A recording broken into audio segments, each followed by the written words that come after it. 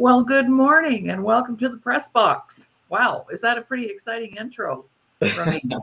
Oh, it's fun. Good Yes, morning, it's really Dr. fun. Laurie. Yeah, so welcome to the show this morning. And this is our weekly show, the press box. And it's our sports show and a bird's eye view of sports from many different eyes and how we're all impacted with sports and our athletes. So, good morning, Ramin. Ramin is my guest today, co host. And Mr. Doug Smith, our regular host, is away on a little holiday. So I invited Ramin to come in, and he and I have been show hosts together on more than one occasion, and we're used to working together. But he also has some really good insight on finance and athletes and money matters. Good morning, Ramin. How are things in beautiful Southern California this morning? Oh, good morning. It's wonderful to be here. I got big shoes to fill. We missed Doug, so I hope he's enjoying himself. And yes, it's sunny in Southern California, but it's very windy. So we got Oh, these Santa Ana winds. But I can't complain. So it happens when you know, right, the right, beaches and all is good. So. right. Well, this morning we thought we would talk about because finance is your area of expertise, and you've also you're have been very and are heavily involved in soccer, played soccer, coached soccer, managed soccer players, and so you have all the insights that are necessary for us to have our discussion today, because you're coming at it from a different direction. So let's talk a little bit about your soccer history. I'd love to hear a little more about that, how you got started in soccer, and then what makes you so passionate about the game. Oh, thank you so much. Yes, I started playing when I was about 5 years old, and I watched World Cup. It was 1966 World Cup, and after that, I just fell in love. This was a time, there was Pele, and then it was England's World Cup, and then for I would say past 56 years, I've been a Manchester City fan, and I've suffered a lot, but lately we're doing excellent. I'm so proud of them. So, and yeah, but even now I still play. I coached. I played a little semi-pro, but I mainly played at school, college, and then I also coached soccer from 3 year olds to college. So it's my therapy actually. So and I Yes. was fortunate that I was involved. I mixed my passion of the sports with my career. When I went to medical school to become a surgeon, ended up an actuary, which is a statistician, computer programming, but my career ended up in finance. And here we are. I started um, in doing investments, and then naturally I went to some of my friends who were soccer players, and the rest is history.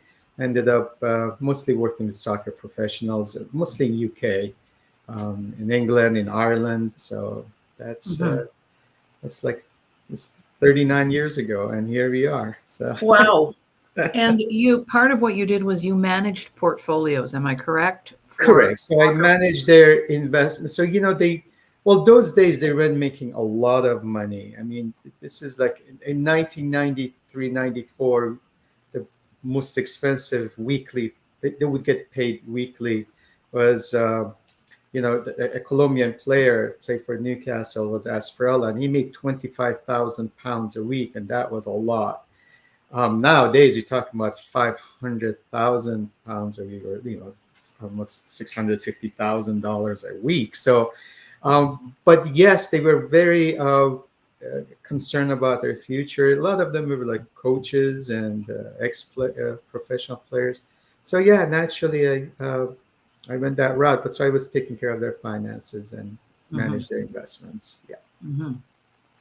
All right. Well, we're going to have a chat today about professional athletes and their money and money matters and what can happen and what happens. And we hear stories of people making, well, not just athletes, but celebrities as well, making lots of money. And then, you're reading about them 5 years later and they're working a regular job, maybe even flipping burgers at, the local fast food chain. And so let's have you share some of the challenges that they face maybe on the front end when they're making all of this money. And Doug has shared his own story, which I'm sure we're allowed to share as well, because he has shared that. But as a young 18-year-old, all of a sudden you have all this money in the bank and you don't even know where to start. And you go and do foolish things with it, right? So over to you. Let's talk a little bit about that. What happens, or why? At the Right. end. It's interesting. It's not only, that's correctly mentioned, sports. A lot of celebrities, whether in music or acting, it happens quite often. And it's really shocking when you think back and like you just said, they make so much money, and yet many of them file for bankruptcies. Just as a whole, the celebrities, when you think about like Willie Nelson, Pamela Anderson, Michael Jackson, with Courtney Love, 50 Cent. I mean, these are the people that you would think, my God, they made it. And then when it comes to sports, my first encounter with bankruptcy athletes was, in 1970s, Bjorn Borg was my hero in tennis, the Swedish tennis player. And he was the most successful player, and he made so much money. And then he filed for bankruptcy, and I could not understand it. So you have players like in tennis. Then we look at in soccer, we have like Georgie Best, which was single-handedly changed soccer in England. And of course, the biggest one, when you think about it, is Mike Tyson. Mike Tyson had made $400 million, and in 2003 he filed for bankruptcy. Why? What happens with these athletes? How does that happen? And so I have some ideas. I work with them, so I know some of the things. I've had, like with Doug's story, 18-year-old NBA draftee that had no clue. All of a sudden, from humble beginning, now he's getting a $10 million contract. Well, that's shocking. So I've worked with some players that in the UK, that for the first time they go to the biggest club. Like one of them joined Manchester United, for instance. But really, the mentality was, I've never seen this much money in my life. So there's two types. Some people just become very conservative. The other ones become really a child. And I think you asked me a question, what happens is a lot of these athletes, they have a very humble beginning, and they've really had it so hard that when they get to the stage, from their parents, they never really became a child. They never had toys. They never had anything that. So they get to the stage, they want to live their childhood. Oh, And wow. that's why they buy these toys. And these are silly things. They hang a clock from, I don't know, their neck, and then they buy gold bathtub or whatever. It's just because they never had toys. And the other thing is, they've heard so many times that they will not succeed, or they're not good enough, that a lot of times they self-sabotage and they don't feel they're deserving. So those are, I think, some of the root causes, if I share with that. And then they like the big causes when it comes to why all that money is gone. So, but that's just as an opening. When you think about it, I think the two things are that self-worth, self-sabotage, and also, life that hasn't been very easy for them. Right.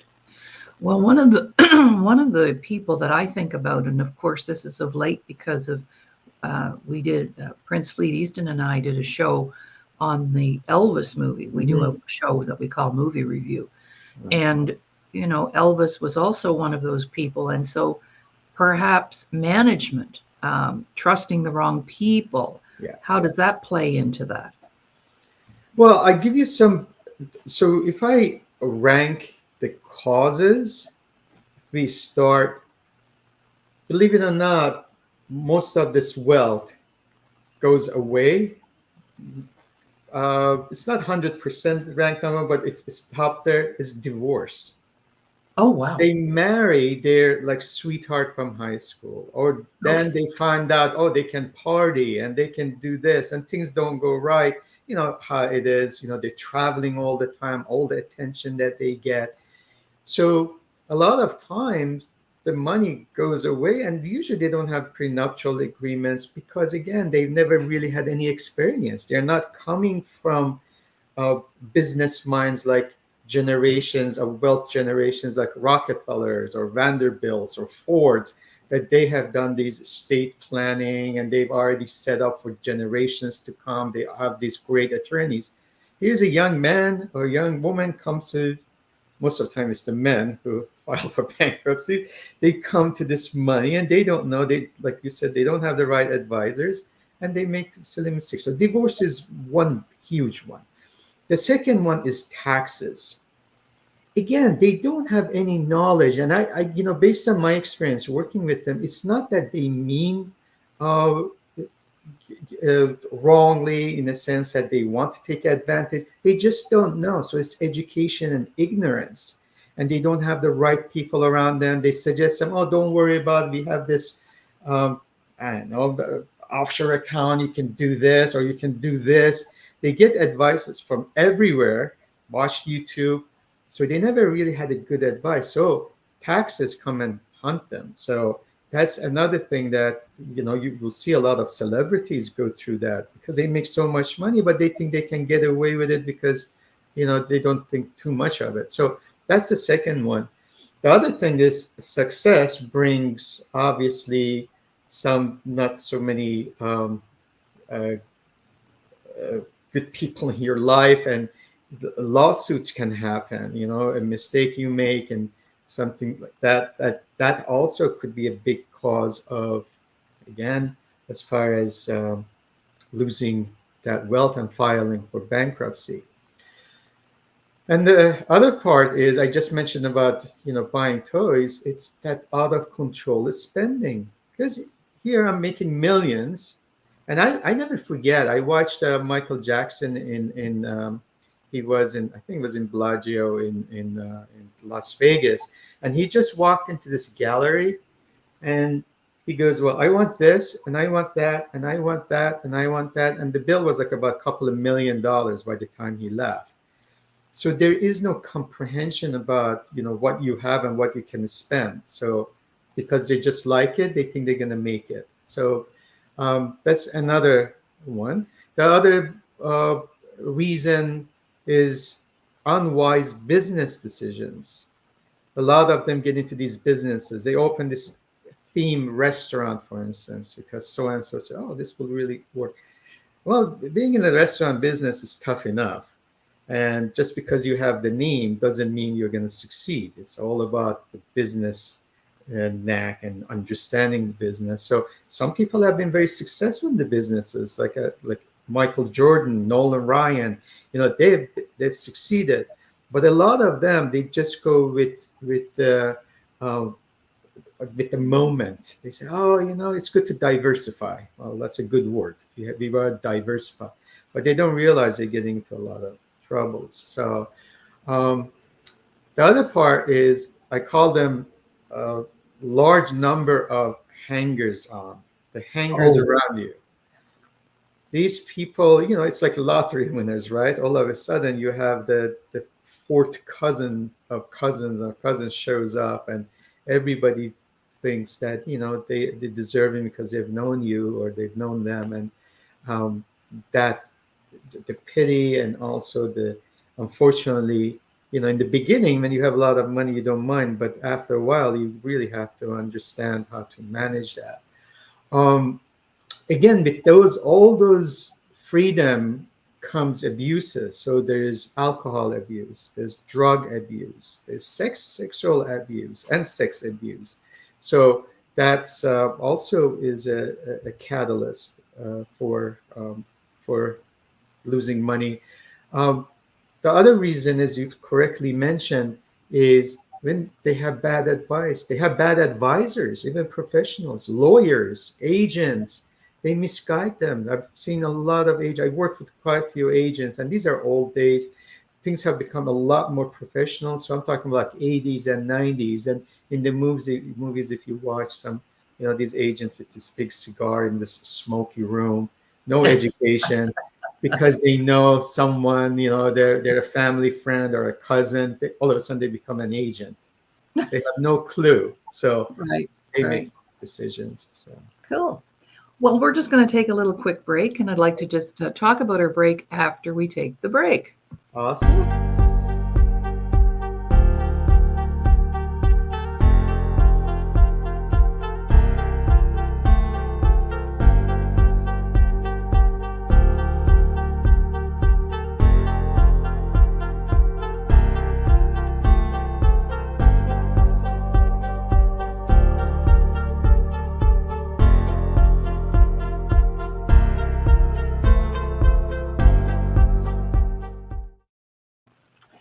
Welcome back, everyone. You're listening and watching our sports show called The Press Box. And our host, Doug Smith, is away this week. So we invited Ramin to join us because he also is an athlete and a financial expert. And we thought we would talk about athletes, celebrities, and money matters. We're streaming live right now on YouTube, Laurie Davis Show Host YouTube, Self-Worth the Missing Link Facebook page. And in a matter of a few minutes, we'll be up and running with the Disability Channel once we send them the file. So you'll be able to go into the Disability Channel, which is our mother network, and the show will be posted there forever and ever. And it will go far and wide to many places. The reason I take my little 30-second break is also, too, because we are looking to have 3 types of financial support. Number one, donations, because the Disability Channel is a non-for-profit organization that supports veterans and disabled athletes, veterans who've been hurt and injured and who are athletically inclined. And we're just next February 2025, the Invictus Games, which are held every 2 years around the world, will be hosted in Canada, in British Columbia. So we're working diligently with that process as well. And we have lots of projects on the go. So donations are accepted. Also, too, if you'd like to advertise your business, your product, your service, that can be done very reasonably during our breaks every 15 minutes. So please contact me. I'll put my contact info up there. And also long-term sponsorships. So maybe you're with a corporation that really loves to support veterans, athletes, the disabled, whatever. And you can support the show by sponsoring the show for a year, and you're featured and talked about every time we're on the air. So that's the reason for the little break and my little plug. So Ramin was just sharing a few things around what happens, and just because, and isn't this the truth, even outside of our world that we're talking about sports, isn't it true? And you and I've had shows about this before, but even when someone wins a lottery, a lot of times a year later, they don't have any money. And isn't it not sort of the same things that happen to them that you just talked about? You want to comment on that? No, absolutely. You correctly mentioned there've been study done, a majority, I would say over 80 to 85% of people who won the lottery within 3 years, they've lost it, or they've gone really a miserable life. I was fortunate in 1980s. I had 3 prospective clients and clients who became lottery winners. They were a young couple. There was a middle-aged couple of successful business owners and an elderly lady, and all 3 of them ended up the wrong way. The couple, they were engaged. The girl committed suicide within 6 months, and then the fiance followed that. And the couple who had a great business, they had won $7 million, and they ended up in divorce, alcoholism. They had 1 beautiful child, and then the lady who was in her 80s, she had won, and everybody from everywhere just showed up and she decided life is not worth it, and she died naturally. But so it is, money is important, but it is a tool, and unfortunately it becomes the life of many people from outside, and they thought just having money is brings a happiness. It's the usage of how do we use it, that's the key. And that brings me to the attitude. I just share a story that some of the athletes and also celebrities that I worked with, they, as I mentioned, they had a humble beginning, and then they are come to this money. One of the celebrities I flew in to do a financial plan uh, received 8.7 million or so. And once we did the financial plan, what happened was it he loved it. We had great future, like investment for the future and all that.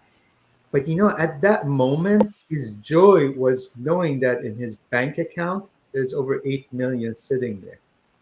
Just knowing that, that was good enough for him. He didn't care if he made 100% of his money.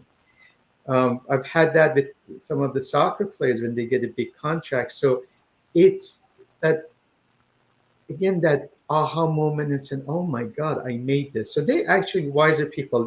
Those people that I work with, they've become very successful now because they kept their humility and they didn't go extravagant. So continuing, so, talking about extravagant, again, because of, we talked about the toys and other things, the expectations, they come up with large and extravagant monthly expenses. They buy a mansion, which requires a lot of attention. They buy all these cars, which, with the insurance and maintenance and all that. So they all come with it. And they cannot keep up with it because they have to continuously really work at it. And with athletes, the life expectancy of the athlete as far as the career goes is very short.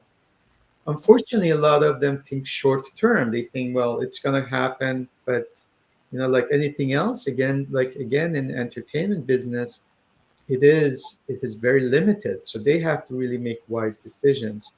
Uh, the other part would be, like you correctly mentioned, the poor financial advice. As I mentioned, the cousin who maybe sells insurance, for instance, all of a sudden becomes their financial advisor, and here is a 18, 19-year-old who comes to $10 million, for instance, says, oh, what are we going to do? And they give them advice. They themselves haven't done anything. So that's a big culprit for the failure.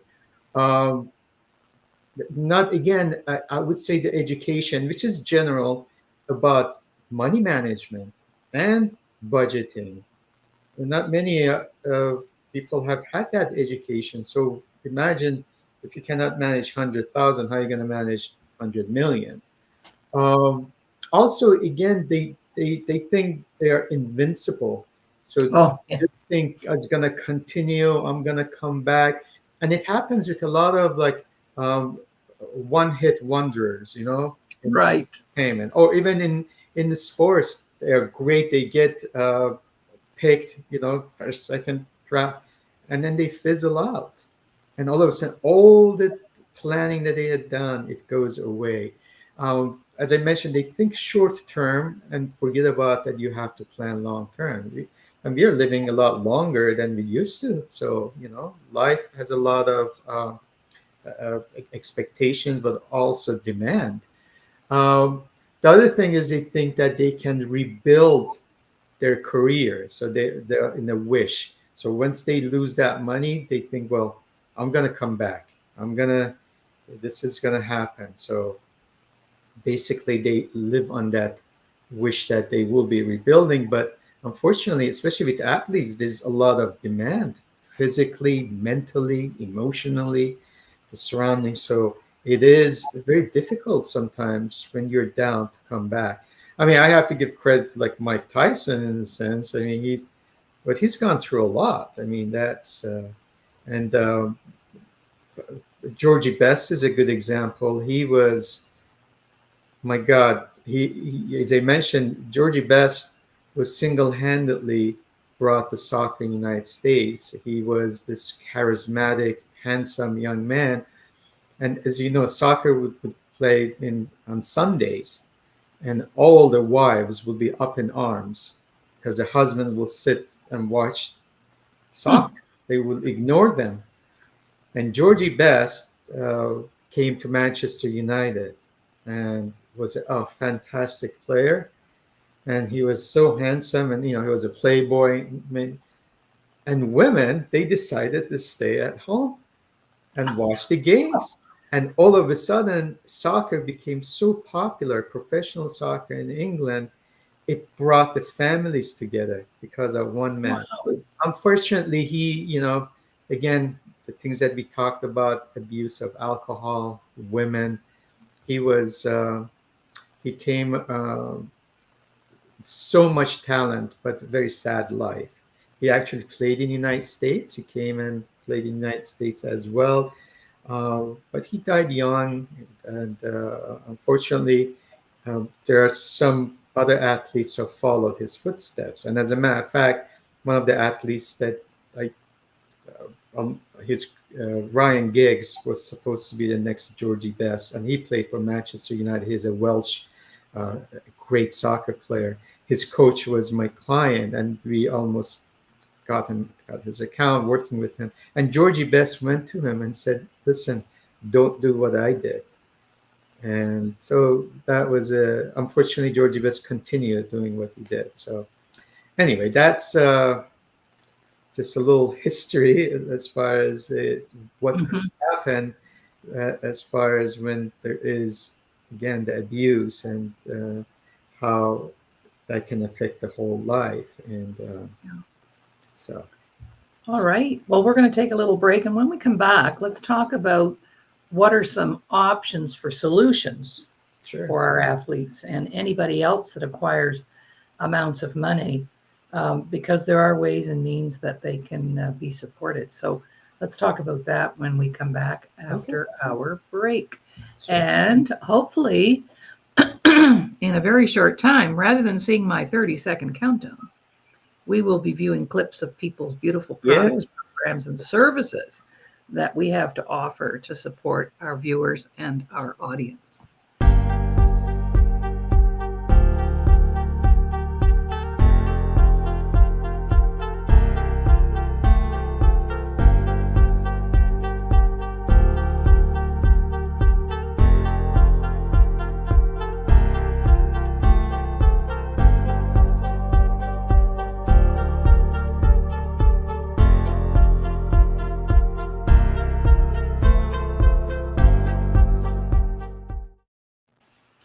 Welcome back, everybody, to the Press Box, broadcasting to you from the Disability Channel from Toronto, Canada. And we're excited today to have Ramin Modiri with us in filling in for our host, Doug Smith, who's on a holiday and who I said, "Could I please carry your bags?" And he said, "No." He turned me down because he's taking his whole family. Oh my gosh. Anyway, Ramin and I have done lots of shows together, and so I invited him to join me today to talk about athletes and their money matters. And so in the first half of the show, we talked about why people run out of money, why they take their lottery and do crazy things, why we take that first paycheck from the NHL or the National Football League and blow it on a car or a house or something. So over to you, Ramin, because there are ways for us to provide some options, some services. What do you think is the most important thing somebody needs to do when they're acquiring large amounts of money? What is the first thing they should do? That is a wonderful question. And as you mentioned earlier correctly, it just doesn't apply for just the athletes or celebrities. It applies to a lot of people that they are succeeding in life, but as I mentioned, they kind of self-sabotage things. So I train traders and investors, hedge fund managers, and I talk to them. I like to see the pattern of their success. And the first thing I tell them before the mechanics of things are, you really have to know who you are. and it's a self-analysis. You have to know that you're worthy, you have a value, and it takes a long time because we got to go to our childhood, to our belief system, our attitudes towards money, what how we were brought up. So regardless of even our educational background, it's our mental and belief background. So rule number one is, if these athletes came to me, rather than saying, okay, invest in here, I like to have their attitude, because I could even manage it, but eventually they're going to sabotage it. I don't care. They will go against their advisors. The good news is, as far as the advisors go, especially in the United States, they've become a lot of corporations that they specialize in money management, and they actually go to school. There's a universities in, for instance, Durham University. There's a university actually in Wembley. They all work on sports, and you can get even masters. And I've been honored. I've been a guest there. And here in the United States, there are a lot of universities. So things are becoming more professional. So it's not just the family members coming in, although it's still there. So number one is the self-beliefs, understanding who we are worth it, and what is the meaning of that money. Again, that's two. So and it goes back to, again, self-education, and also understanding our values. What is our long-term values? Again, what is the usage of this money? And the other thing is also, remember, as a celebrity, we are in a public eye, and in a public eye, there are expectations. And unfortunately, because especially if you're a people pleaser or we are not satisfied with ourselves, what we do, I give you one example, like you cannot wear the same outfit. I'm just using an actress or a show person. It's a no-no. So every time I have to have a new dress or new suit. I cannot, I got to drive this nice car because it's a symbol of my success, unfortunately, the materialistic thing. So the expectations of the public, especially we are living in a 24-hour news and TikTok world and social media, you cannot hide it. They will immediately see, oh my God, he had worn that suit or tie a couple of weeks ago. So that also, we have to understand, listen, we got to be ourselves. We got to be comfortable in our skin. And that goes to the money management, spending control. So I know it's an investment in some ways, but listen, up to a limit. Um, but again, like you just mentioned, also surrounding ourselves with the people who have our own interest, our interest, not their interest. And that goes back again to our belief system. People who have had the experiences, they have worked with other people. But I think the heart is the most important thing. The intention is very important. And then the experience and the credibility. Those are some of the most important things. I mentioned about education. Financial education, especially in Western world, is very much secondary. And I've worked with universities. I've tried to work with high schools, and none of the high schools are very open to financial education, because we are in a consumer oriented economy. So rather than saving and investing money, it's better to shop around and get the economy going. If you go to Hong Kong or Singapore or South Korea, when a 10-year-old, 11-year-old gets financial education, they know how to budget, they know how to balance their checkbooks.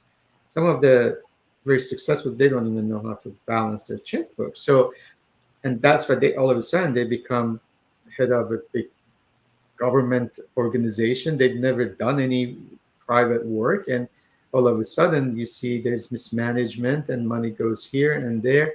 And that all starts with, I would say, experience and education. Um, there's an old saying, a fool and his money are soon parted. And that's why it's important to have that education, self-belief, self-understanding. And I go back to, again, uh, we talked about the belief system. A lot of times, I think I share that. I know some of my traders, I've met some of the traders or the athletes that we self-sabotage. We think we are not worthy of the success.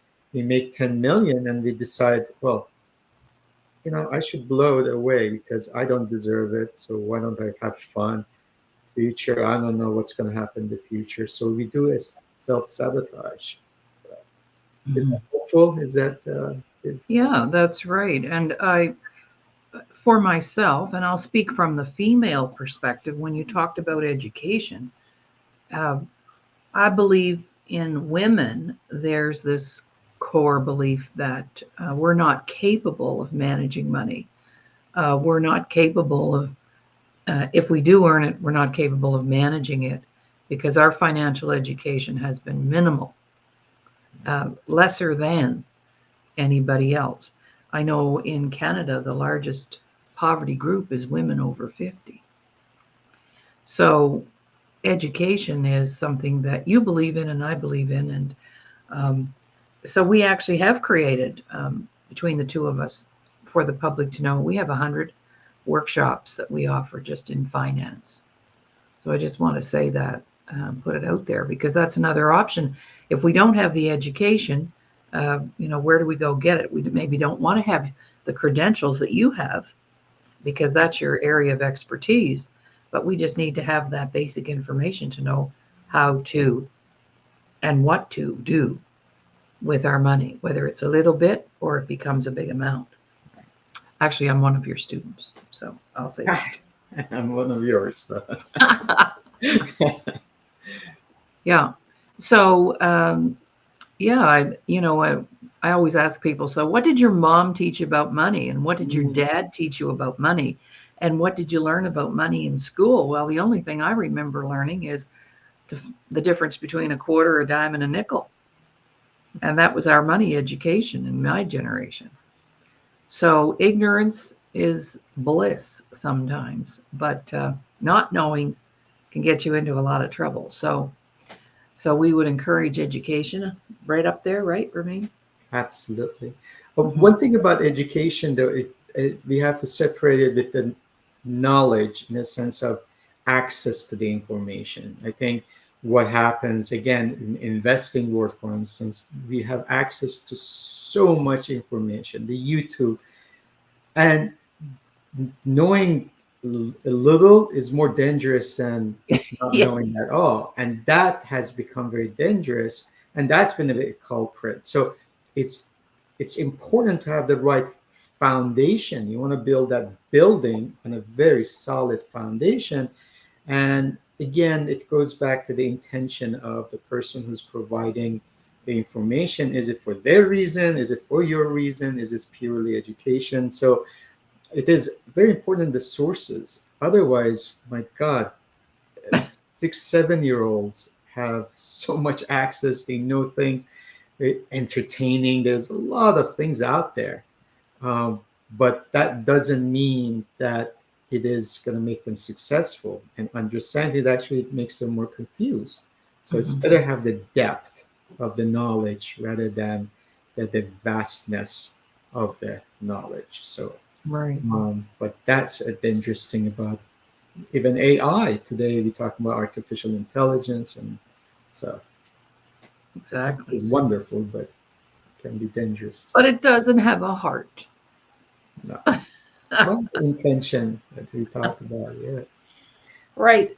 So let's say if I have a young man, and we have some young men I'm going to bring on the show, Mm. who are, in the line to become NHL hockey players. Like they've played hockey their whole life since they were 5, and one is a grandson of a very good friend of mine, and he's on a farm team right now. But those young athletes, I'm thinking as we're talking, wouldn't it be great if we were able to access those young up and coming superstars so that we could, you know, educate them so they don't have the same fallouts as some of our former wealthy athletes had to experience before they could get it together. So how would you feel about that? What do you think of that idea? Oh, that is that is a wonderful idea. I mean, I've had some experiences with like some NBA players and some, again, with the soccer players, uh, but I really enjoy it. And the good thing is, I mean, some of my clients, I remember when we started 35 years ago, and we're still together. Of Yes. course, they're enjoying life. They are traveling, and I think that's such a good role model for them, because money, you have to know what is the purpose of money. Again, it's not buying the toys. Again, as I mentioned, yes, we have this urge for a little bit, but it is about that freedom. It's about the security. It's about your options. You can, about not worrying. And this is the thing that I can get up today and say, well, I want to fly to Bali, for instance. Well, I can do that. Or I want to see my grandma and or fly my grandmother here. Well, I can do that. That is, they say you cannot place money, but money allows you to do that freedom and give you that options. So I think this is a great idea to um, again, see people who were in that stage and where they are now, and it's a good role model for them. It's always wonderful to start younger, and that's my passion. As you know, I really like to. I work with teenagers because I think if they learn about investing and finance now, I think the whole world will be a better place. Absolutely. I always used to say, money's not the root of all evil. It's the lack of money that's the root of all evil. Because then people turn to crime and they turn to different things that are not good for them. Right. And it is my understanding right now that up and coming athletes who are on teams, the organizations are beginning to see the need for services and support systems. Right. It's not just about playing the game. He shoots, he scores. And now it's, they have people around them, if they, like a counselor, maybe a financial person, I don't know. But they do have like a support structure in place now in case of, getting off the rails and in a variety of ways.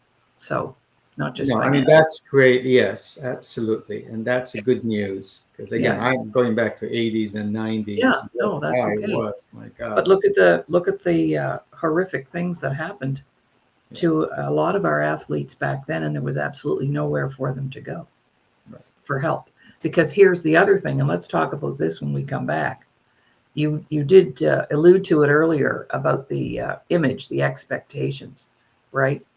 So when we come back, let's look at what that costs, not just financially, but emotionally and otherwise because of those expectations.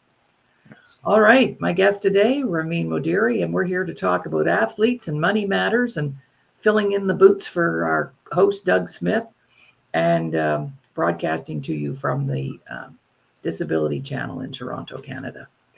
All right, we'll be right back. And this little clip is to remind you that we are a nonprofit organization and we're always open to donations, advertisers, and sponsors. So if you have a product, program, or service that you would like to have us do a clip on during the show, because this show goes out to a lot of people. So it would be in your best interest to invest, I would say. This would be a good investment if you have a business.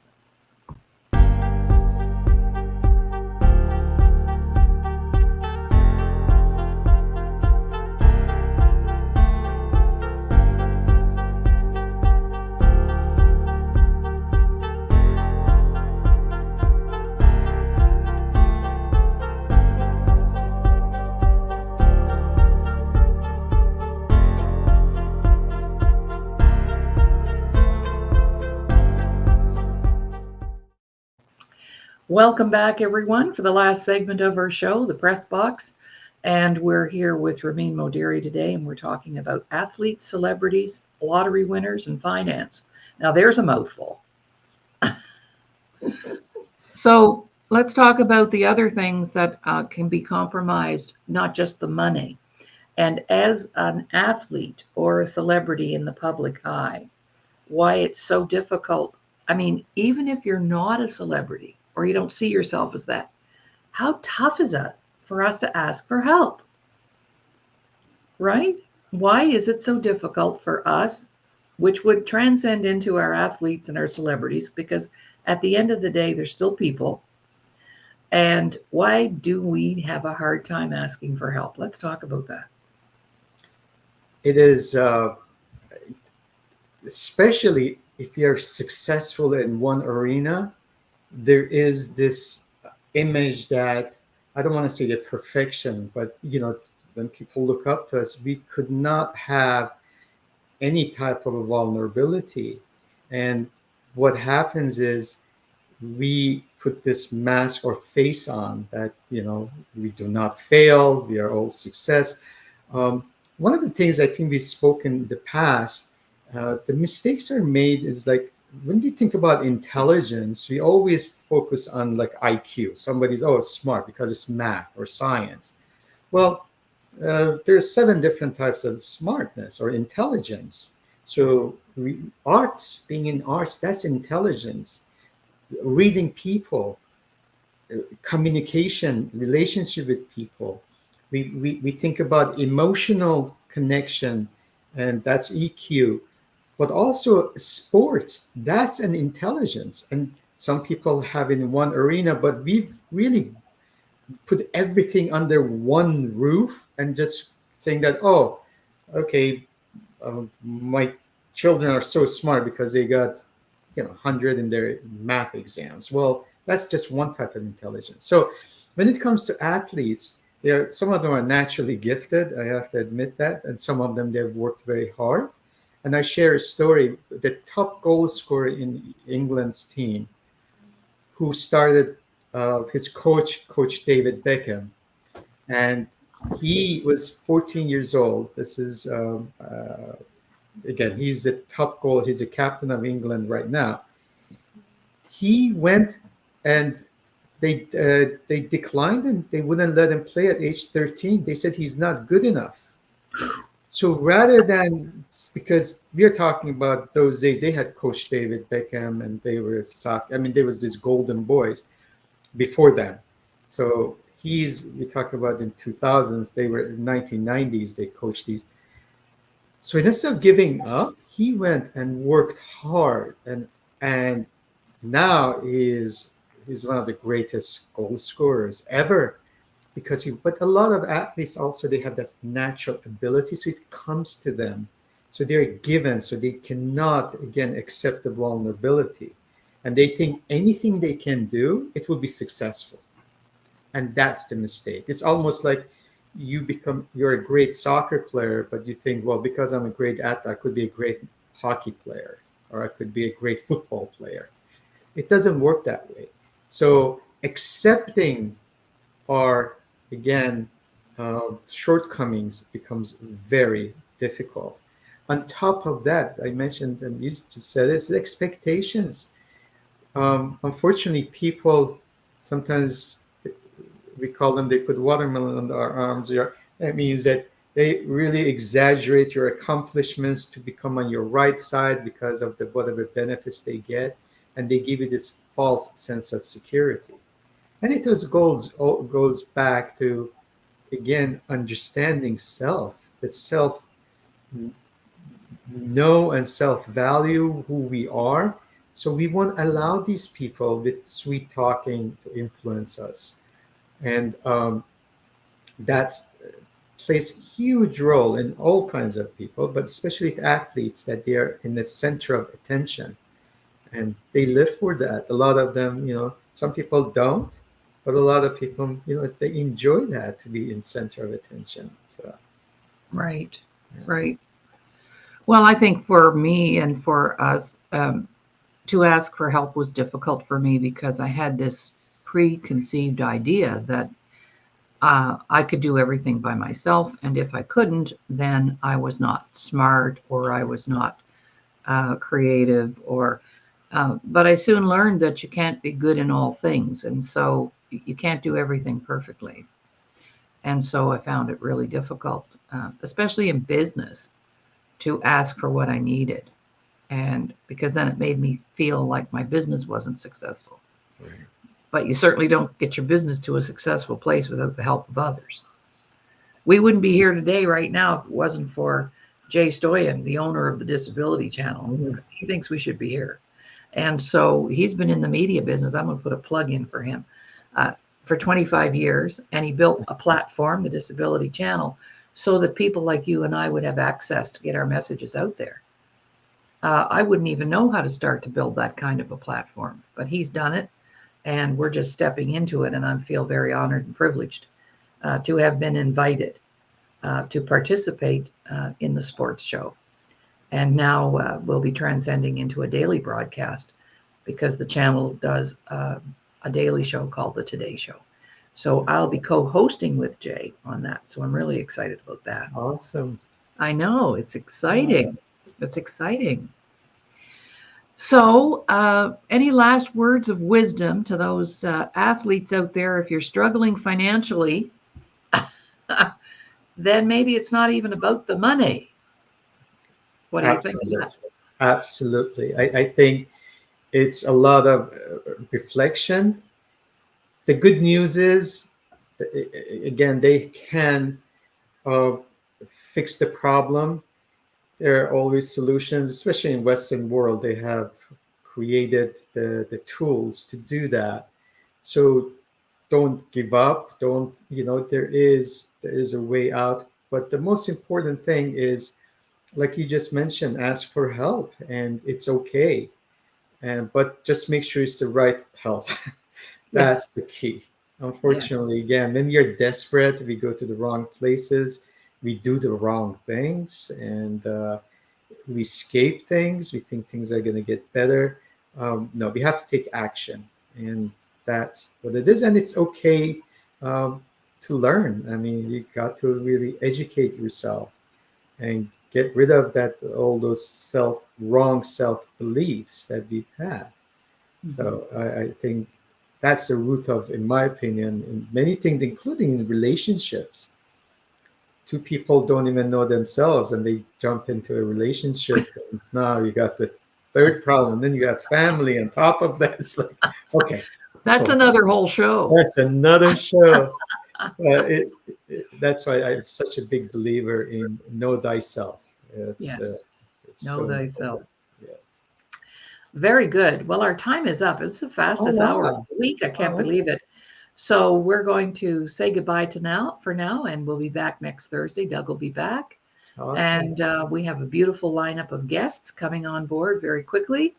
And so we'll have you back, of course. I'd like to have you back as a guest when Doug is here, because this is a huge topic, and it's a huge situation for many, many people. Finances, it creates a lot of stress. Right. So if you don't have any money, you're probably stressed out. And if you have tons of money, you're probably still stressed out.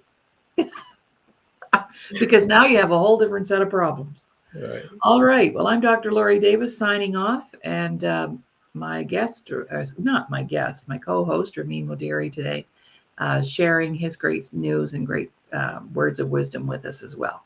So for this week, bye for now, and talk to you soon. Thank you.